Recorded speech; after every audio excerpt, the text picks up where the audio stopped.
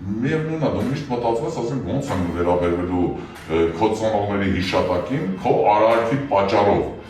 Դրա հետ միասին դու մտածում ես ոնց են վերաբերվել քո երեխեքին քո արարքի պատճառով։ Սա շատ կարևոր է, բայց մարդիկ կան, որոնց համար դա կապ չունի, որոնց համար կարևորը փողն է, փողը ինքը իր երեխու բերանը ոնց որ լցնում է փողով, մեքենան առնում գցում է տակը ու իրեն թվում է ինքը լավ ծնող է։ Չհասկանալով որ դա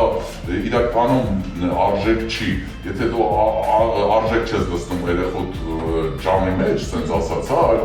ուտելիքի հետ փողն ես լցնում, ու փաստորեն միայն գին ես տալի։ Իսկ գինը այն ինչ որ գին ունի, դա արժեք չի կարա ներկայանա։ Իսկ դրա համար իսկ եթե արժեք չունես, դու անիմաստ ապրող կենդանի ես, էլի, ասենք նույն կովը արժեք չունի, ոչխարը արժեք չունի, այդ ամենը գին ունի։ Դու դառնում ես իրականում նույն որակի մի հատ ինչ որ կենդանի։